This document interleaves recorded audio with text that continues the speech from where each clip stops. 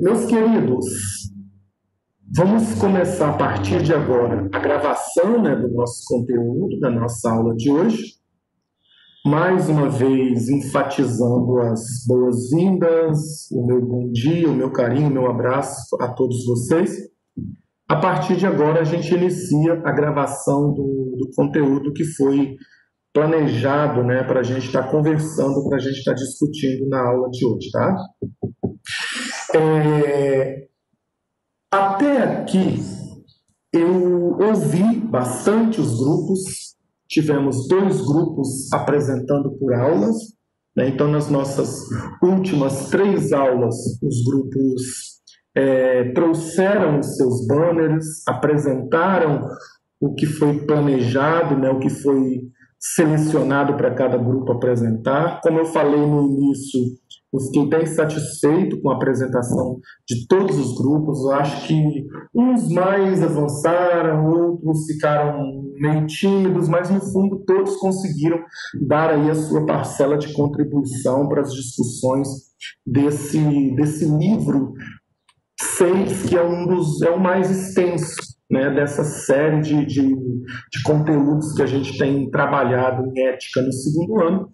O capítulo 6, a apostila 6 de vocês é a mais extensa, pelas razões que eu já apresentei, mas só enfatizando, a gente está discutindo com todas as tradições éticas, desde a modernidade até os dias atuais, né? Nós pegamos basicamente todas, absolutamente todas, as grandes concepções éticas, as grandes escolas filosóficas que abordaram a ética, né, a partir de Kant. Então foi um percurso muito extenso, foi um percurso muito longo.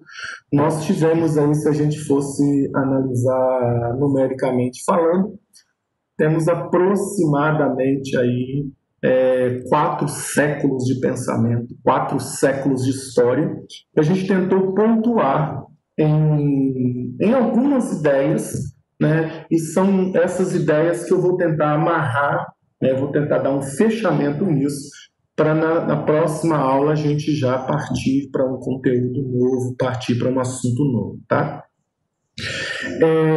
Meus queridos, a primeira ideia que aparece para a gente pensar aqui e amarrar esses conteúdos que a gente discutiu até então é retomar com vocês o conceito de ética como filosofia moral, né? Isto quer dizer o quê?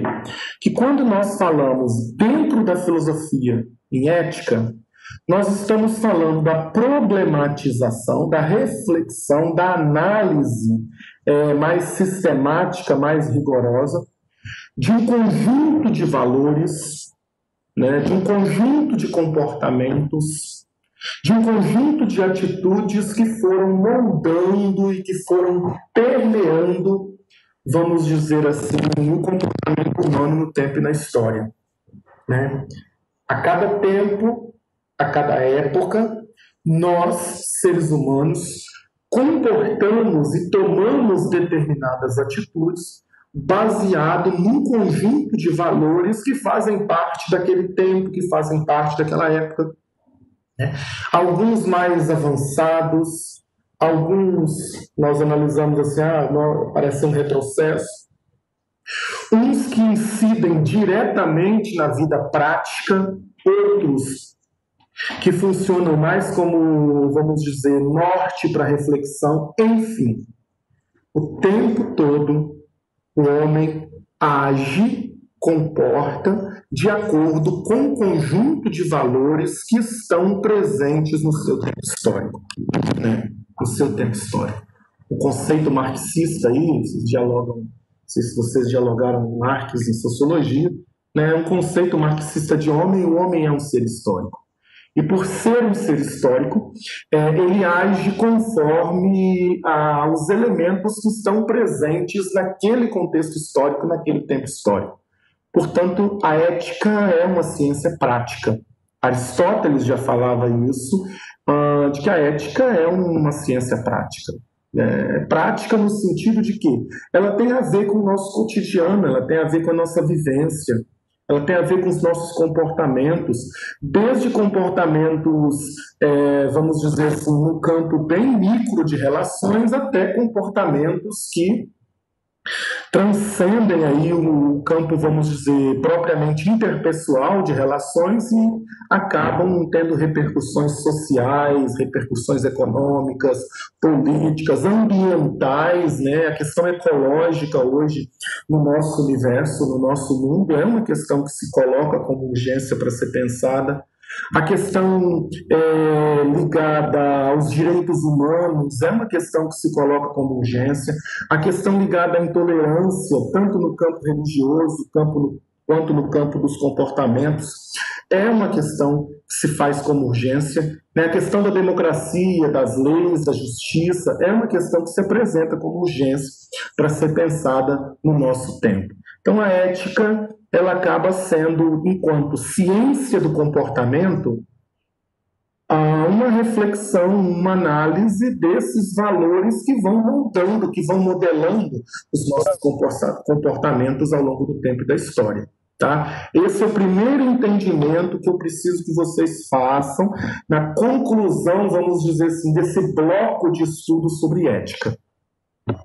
A ética reflete sobre os nossos valores, reflete sobre os nossos comportamentos, pergunta pelo sentido dos nossos atos, pelo sentido das nossas ações no mundo. Lembrando que cada ação nossa, por mais individualizada que seja, ela tem um impacto na sociedade, ela tem um impacto no coletivo, correto? Esse horizonte nós não podemos perder de vista, porque a gente acaba entrando num caminho, se eu perco esse horizonte de vista, a gente acaba entrando num caminho de uma individualidade, de um individualismo, né, radical, que na verdade não existe. A ética pergunta pelo sentido das nossas ações, e as nossas ações têm um impacto no coletivo, né? Quer seja em larga escala, quer seja em escala um pouco menor, mas os nossos atos, os nossos comportamentos têm incidência no coletivo, correto? E daí nós começamos a dialogar com as grandes escolas éticas que se fizeram presente da modernidade até os dias atuais. Falamos do Kant, né, do seu rigor ético, do imperativo categórico como lei moral, né? Uma ética guiada pela razão, onde somente a razão pode dizer o que é efetivamente correto, né? Aquela ideia a razão é que cria regra para si mesma e a razão é que impõe a lei moral a qual ela deve seguir. O imperativo categórico kantiano, ele é urgente para os tempos atuais, nessas épocas em que a gente vive um absurdo relativismo moral, né? Kant, ele é uma bíblia da moralidade, no sentido de dizer assim, olha, nem tudo pode ser relativizado, né? Nem tudo pode ser relativizado. A gente relativiza algumas coisas, umas aqui, outras acolá, mas se eu acabo relativizando tudo, tornando tudo relativo, a gente entra no ambiente, no horizonte em que perdeu-se qualquer referência de valor. Então justifica-se fazer qualquer coisa, né? Justifica-se agir de qualquer maneira. Em nome dos seus próprios interesses, justifica-se fazer qualquer coisa. Kant questiona muito isso a partir do imperativo categórico, quando ele propõe uma ética, vamos dizer assim, que sirva como referência universal. Haja de tal modo que a máxima da tua ação tenha validade universal, né? Depois nós discutimos o utilitarismo. Lembra Risa, lembra Fernanda, lembra Eric. Tá lembrado, João Lucas, do utilitarismo? Essa escola filosófica que vai dizer que uma ação moral é analisada em vista da utilidade que ela possui, né?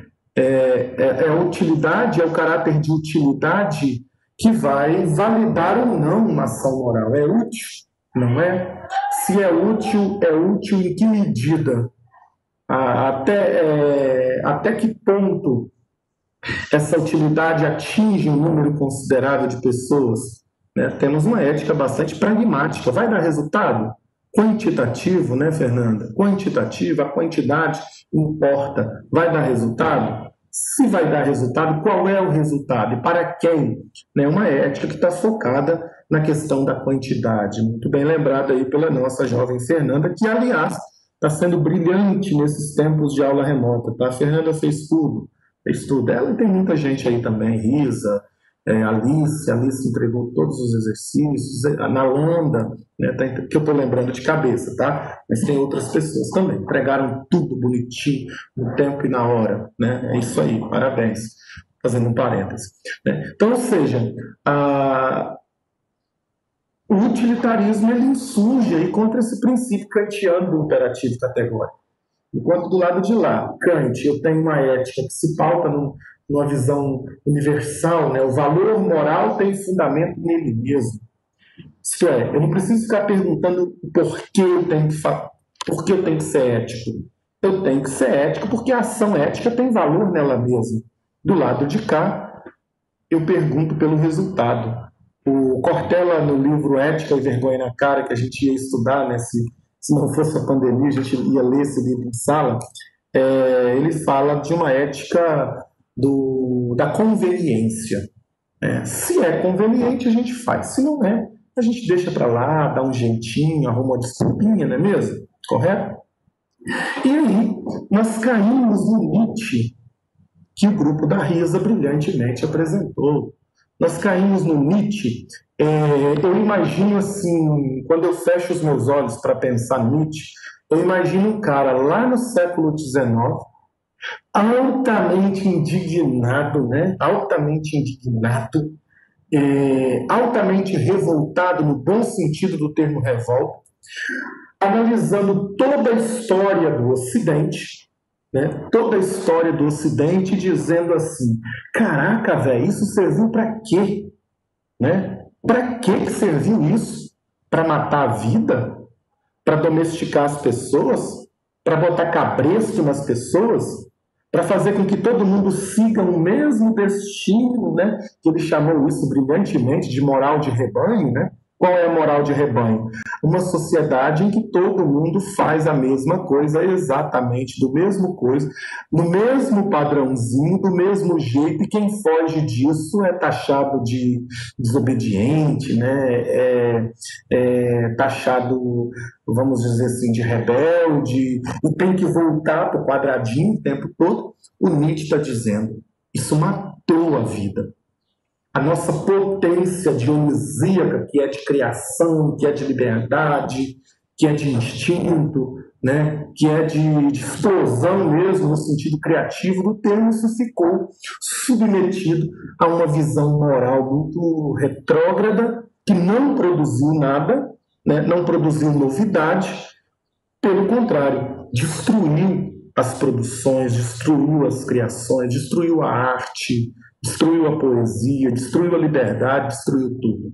Então, Nietzsche, nesse sentido, ele é um filósofo, imagina assim, aquele que chuta o pau da barraca, no sentido grosseiro do termo, né? Não tem esse ditado popular, chutei o pau da barraca, ou seja, vi uma reviravolta nisso tudo, fiz uma crítica desse negócio tudo, e ele aponta para a necessidade da transvalorização que o grupo da Risa muito bem apresentou. O que é a transvalorização? É a necessidade de pensarmos para além do bem e do mal. É a necessidade da gente deixar esse pensamento mesquinho, retrógrado, tacanho, né? Esse pensamento reducionista, explorar o nosso potencial criativo, explorar a vida no sentido positivo do termo, né? A ideia de transvalorar-se. Sair desses valores mesquinhos e pequenos nos quais toda uma tradição foi fundamentada e pensar novos valores, altivos valores, capazes de devolver ao homem o seu lugar, que é o lugar da criação, que é o lugar da arte, que é o lugar da vida, que é o lugar da poesia, que é o lugar da liberdade.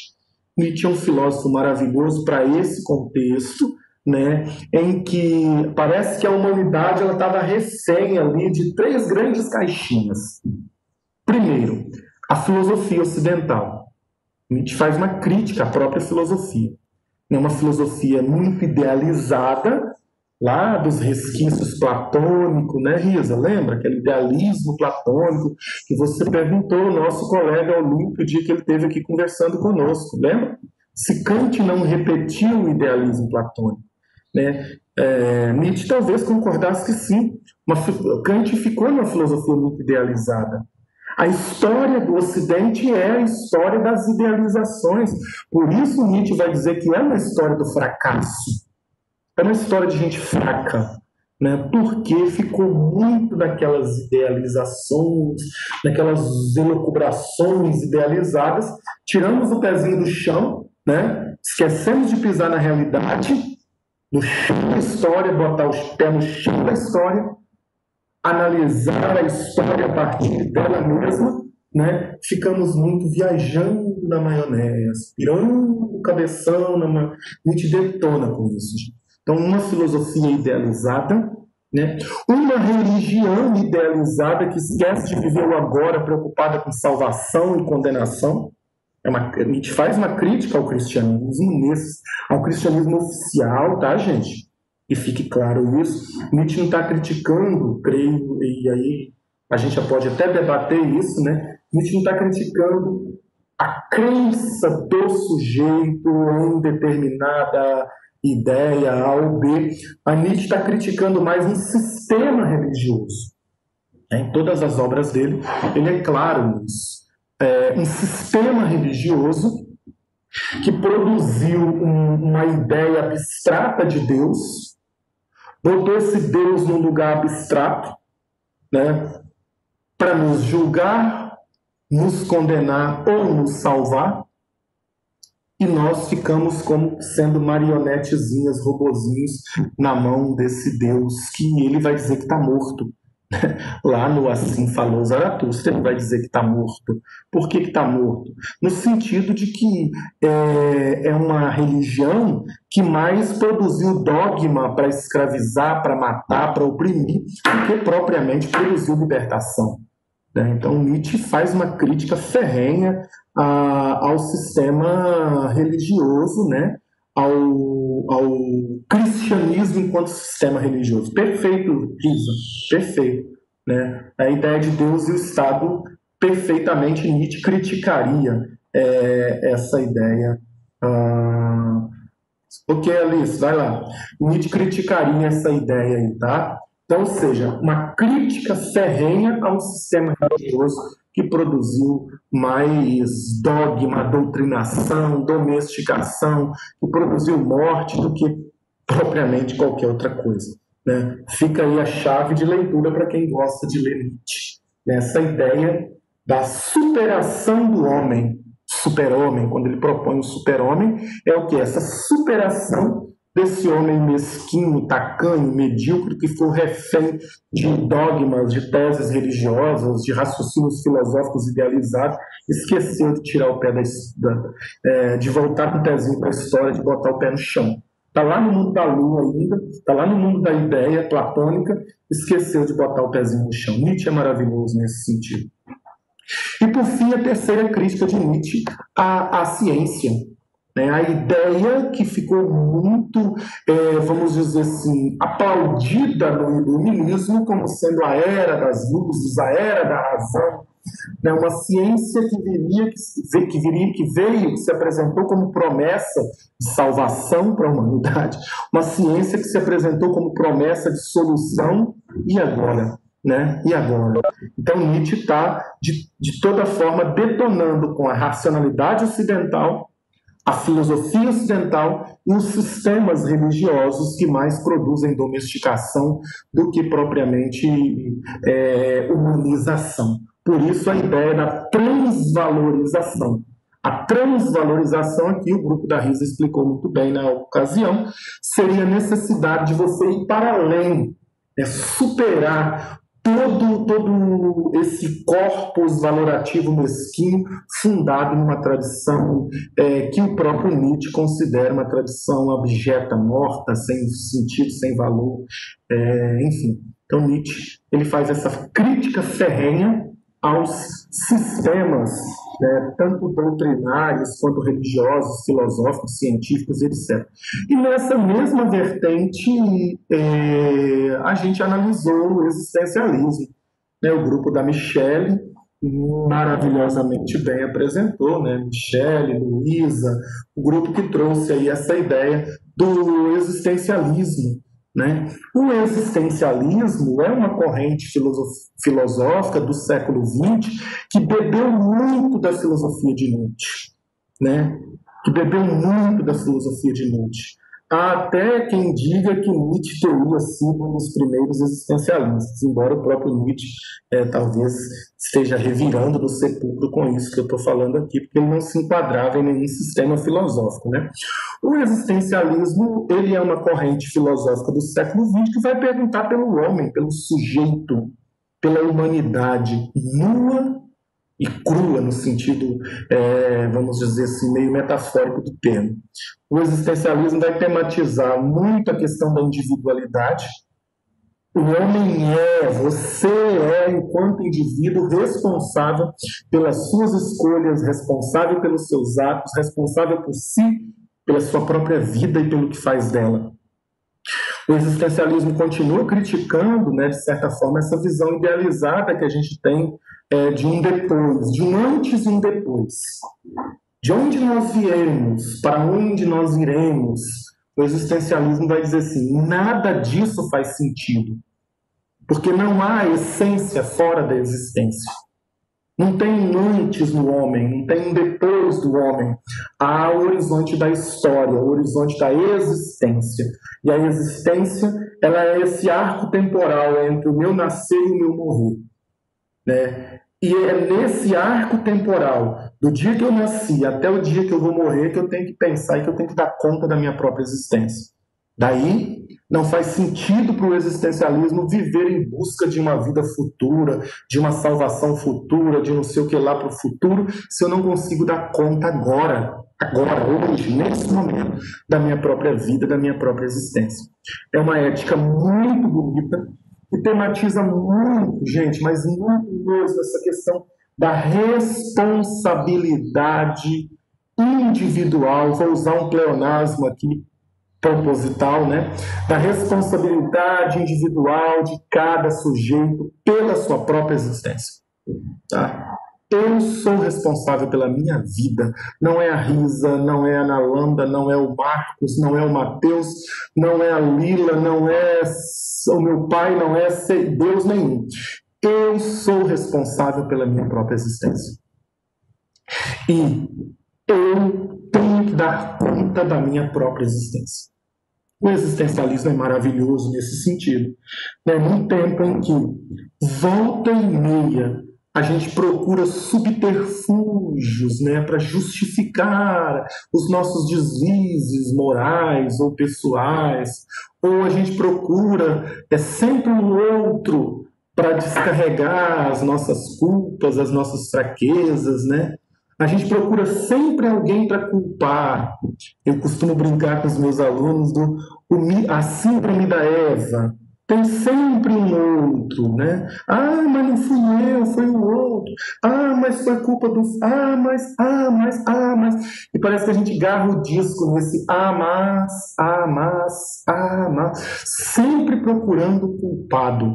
O existencialismo, ele parece que grita nos nossos ouvidos assim, ó, a responsabilidade é sua. É sua a responsabilidade, né? Não é do outro. Não é de ninguém, é você que tem que dar conta da sua própria vida. Há quem critica, né? Há quem critica. E aí, se a gente vai aprofundar na crítica, tem muita gente que diz que o existencialismo é uma filosofia muito do individualismo.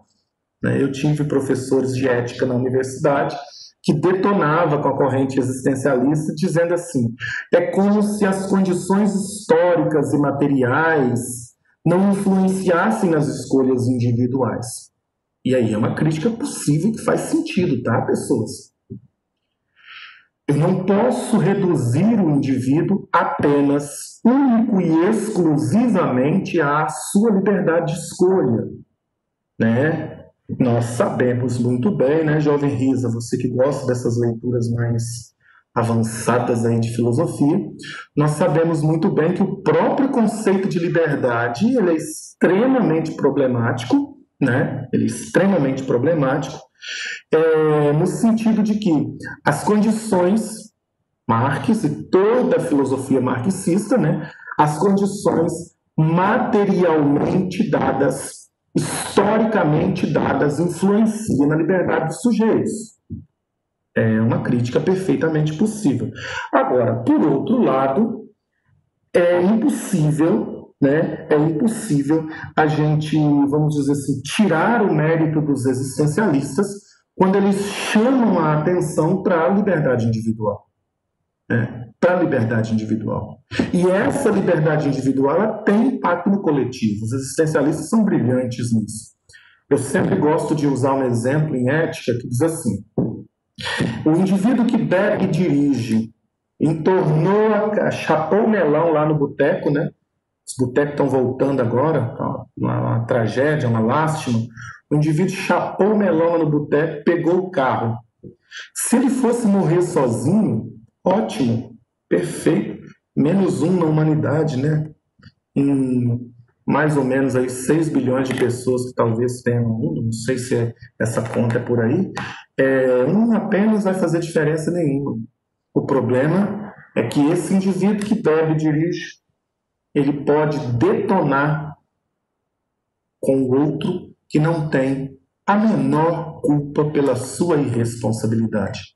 E aí, para mim, o existencialismo ele vai dizer assim: olha, a sua liberdade individual, cuidado com ela, cuide bem dela, porque ela tem um impacto no coletivo. Você é responsável pela sua, tá? E esse ser responsável pela sua liberdade te coloca num patamar de responsabilidade que você não pode agredir e nem intervir a liberdade do outro. Preste atenção nisso aí, cara pálida. Talvez um existencialista dizia para esses loucos que vivem por aí achando que pode fazer o que quer com a liberdade em nome do direito, em nome da liberdade de expressão, em nome do direito de ir e vir, a gente faz qualquer coisa, diz, mas é meu direito. É seu, mas perguntou se é o do outro? Né? Perguntou se é o do outro? O existencialismo é uma ética interessante para a gente pensar. E dentro dessa pegada existencialista, nós tivemos dois grupos que apresentaram duas filósofas, né? O grupo da Fernanda e o grupo da Nalanda. Correto a informação, gente? Ou eu me equivoquei aqui? O grupo da Fernanda e o grupo da Nalanda, né? Esses grupos apresentaram aí duas filósofas existencialistas e extremamente importantes para a gente entender esse século XX, não somente do ponto de vista de uma literatura feminista, mas do ponto de vista dos direitos humanos, da democracia, né? Que foram Simone de Beauvoir, herdeira direta aí do existencialismo, queridinha do Sartre, né? Dizem que eles tiveram uma fera aí, um romance, né? Fofocas filosóficas, e a Hannah Arendt, maravilhosa.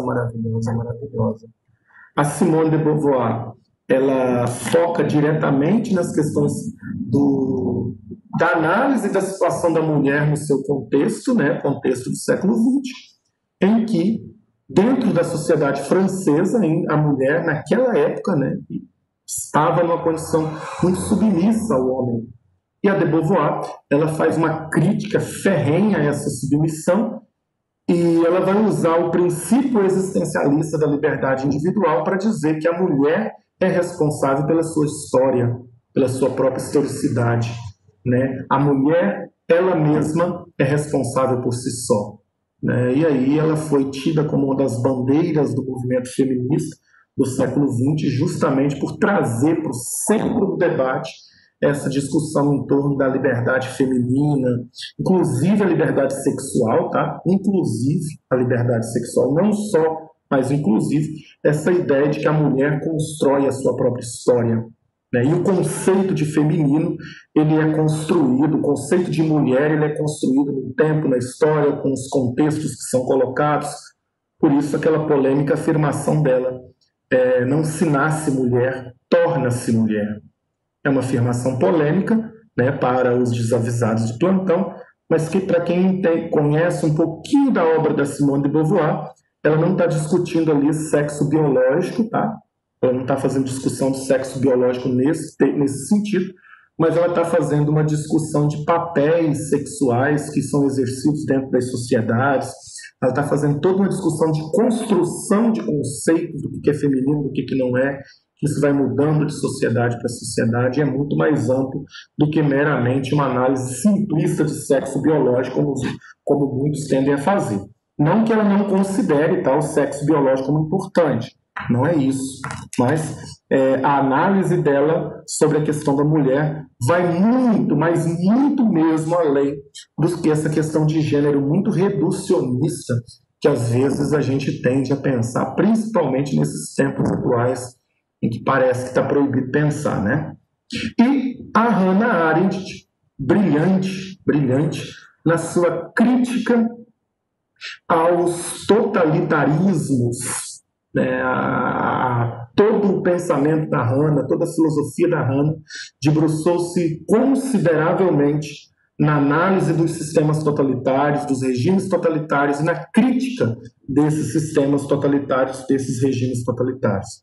O principal conceito dela, né, o conceito de mal banal ou banalidade do mal, ele é um dos conceitos que nos auxilia a analisar a crítica arendtiana, né, aos totalitarismos, ao dizer que os regimes totalitários eles tiveram um poder tão grande que eles conseguiram entrar nas consciências das pessoas a ponto de fazê-las não pensar mais, a ponto de tornar os seres humanos como meros executores de ordens, sem sequer questionar, sem sequer pensar. Então, o mal banal é aquele mal produzido por pessoas que apenas executam ordens, que apenas executam aquilo que são mandadas a fazer sem sequer questionar o porquê daquilo. E aí ela cita o Estado nazista, né, os carrascos nazistas, como meros executadores de ordens. E aí ela joga a crítica para nós. Qualquer um de nós, quando abdicamos da nossa capacidade de pensar, somos produtores do mal, propagadores do mal, executores do mal. É o conceito de mal banal, um dos conceitos mais bonitos e brilhantes da filosofia do século XX e XXI. E desses dias atuais. O grupo da Fernanda, que falou disso, não foi? Foi Fernanda, que até fala da boçalidade do mal, citou uma analogia a esse conceito da Hannah, quando assim, a gente não faz o mal, mas a gente aplaude quem faz. Foi a Yasmin que falou, né, da boçalidade do mal, acho que foi do grupo da Fernanda mesmo. A era dos boçais. Nós estamos na era dos boçais. Nitidamente na era dos boçais, em todos os sentidos do termo boçalidade, inclusive na política, né? Inclusive na política, tá bom? Meus queridos, o nosso tempo está indo. Semana que vem eu só falo um pouquinho dos que ficaram aí faltando e a gente já avança aí para o livro 7, tá bom? Muitíssimo obrigado pela companhia de vocês até aqui. Grande abraço. Linda e maravilhosa semana para todos nós.